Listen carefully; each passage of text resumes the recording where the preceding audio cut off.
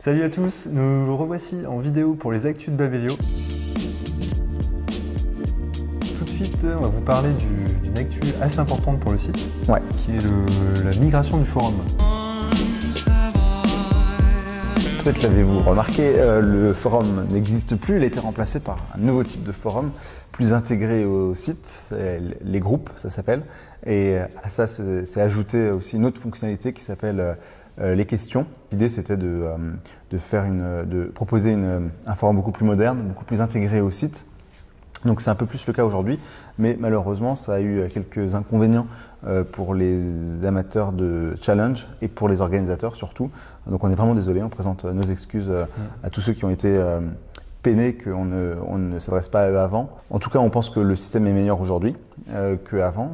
On va essayer de corriger toutes les erreurs que ça a pu provoquer, toutes les difficultés pour les organisateurs de challenge. D'ailleurs, il y a eu quelques améliorations. Ouais, alors pendant tout le week-end, on a Vassil et Pierre ont beaucoup travaillé pour que des nouvelles choses soient possibles dans cette nouvelle configuration. Donc, on espère que ça va aller pour le mieux. Pour l'instant, en tout cas, on pense que ça va être vraiment un meilleur système, beaucoup plus intégré au site, beaucoup plus convivial aussi. On peut maintenant effectivement écrire des messages dans les discussions en taguant un auteur, c'est-à-dire en citant un auteur, en citant un livre ou un utilisateur, et voilà, en cliquant ensuite sur le lien qui va être créé, on accède directement à la page en question. D'ailleurs, il y a quelques questions assez intéressantes qui ont été déjà postées sur le space opéra, la science-fiction, la littérature russe, et des groupes aussi qui sont constitués pour du troc de livres par exemple, tout à fait, ou pour des auteurs. Donc allez y jeter un coup d'œil, ça vaut vraiment le coup. À Brive, c'est ça? Oui, tout à fait. On est allé à Brive avec une partie de l'équipe de Babelio pour animer des rencontres. Alors la particularité, c'est que c'est les auteurs qui sont sur leur stand, c'est ça? Oui, tout à fait. Alors il y a énormément de dédicaces. Il y avait 300 auteurs qui ont débarqué par le train du livre de Paris jusqu'à Brive. Et la plupart étaient en dédicace. Et il y avait des queues monstrueuses pour évidemment Amélie Nothomb, pour Michel Bussy, pour Éric Vuillard, donc le lauréat du prix Goncourt, mais aussi pour Alice Zeniter, pour beaucoup d'auteurs. Ah, il y avait beaucoup d'auteurs primés qui étaient là. Ouais, quasiment tous les auteurs primés étaient présents. Ouais. Les auteurs qui étaient aussi parmi les finalistes des Grands Prix étaient présents. Ouais. Tous les livres de la rentrée littéraire, tous les auteurs de la rentrée littéraire étaient là en fait. C'est très proche en fait des lecteurs. C'est ça qui est chouette avec ce festival, c'est que les lecteurs et les auteurs dansent même ensemble. Il y a une boîte de nuit qui s'appelle le Cardinal, où on peut voir des lecteurs danser avec des auteurs, avec des éditeurs. C'est assez sympa. Pas mal pour les coulisses. Si vous ne savez pas où aller l'année prochaine, nous on y sera pour les vacances, au Cardinal. Mais avant ça, on a été dans un autre festival, on a été à Quai des Bulles. Alors fin octobre, on était à Quai des Bulles, en Saint-Malo. Donc vous en avez parlé dans la précédente vidéo. Pierre a animé une rencontre avec Alfred, une rencontre avec Chosy, en direct, avec une performance, un petit peu une interview dessinée. Donc c'était très beau, vraiment. On a eu aussi des quiz là-bas, on a rencontré pas mal d'auteurs pour des vidéos.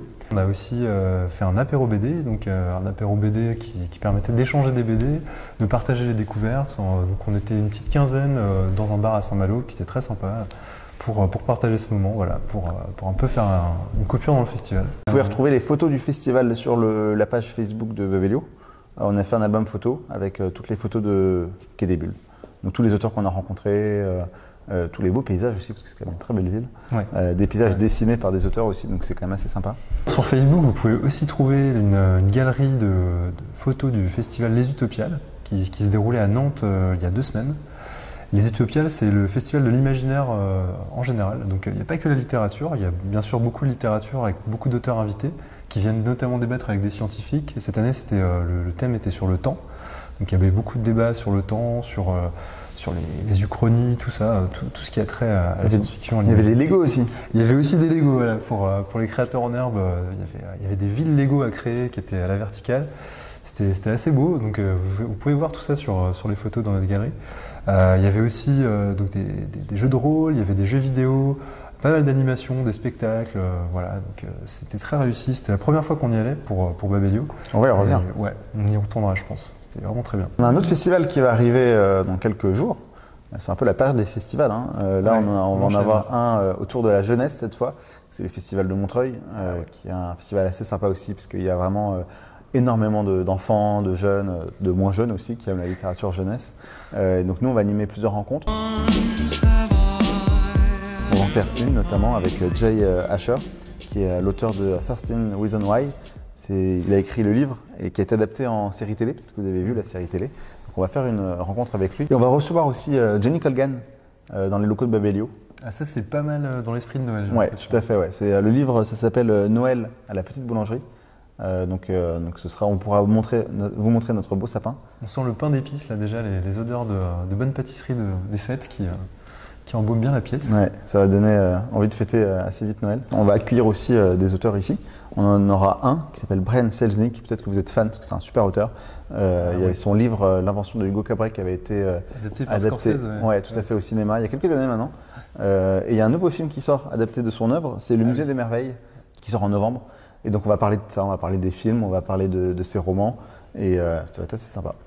Il y a quoi? Il y a une trentaine de lecteurs qui sont invités? Il y a une trentaine de lecteurs qui sont invités, qui vont pouvoir lui poser des questions et ensuite se faire dédicacer leur ouvrage. Comme vous le savez sans doute, c'est aussi la saison des prix littéraires qui a commencé en novembre. Qui est en train de se terminer d'ailleurs. Voilà, qui est en train de se terminer. Il reste quand même quelques prix assez intéressants. Est-ce que tu as repéré des choses, Pierre? Tu as lu des livres qui étaient particulièrement réussis? Alors moi j'ai adoré le Femina Essai de Jean-Luc Quatalem, c'est Mes pas vont ailleurs. Il s'intéresse en fait à la vie de Victor Ségalen, qui est un auteur qui l'a marqué depuis très longtemps, un auteur breton que peut-être vous avez lu. Le livre est vraiment très très beau, c'est une biographie et une autobiographie, donc moi j'ai vraiment aimé ce livre.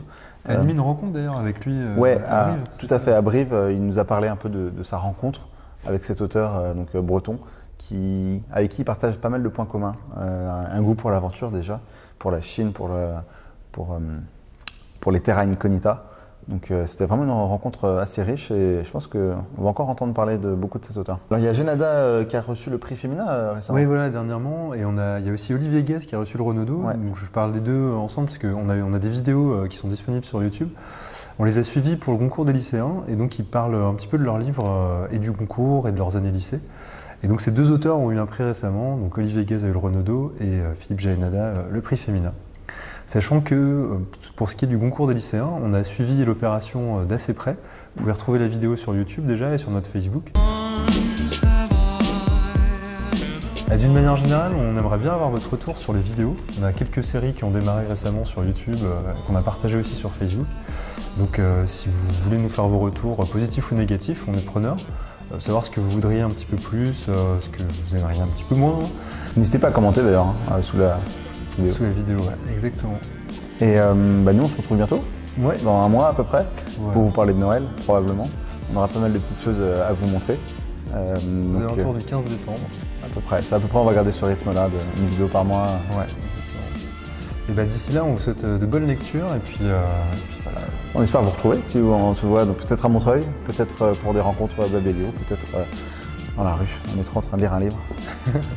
Pour le lecteur du lundi. Pour le lecteur du lundi. Bon, allez. À bientôt.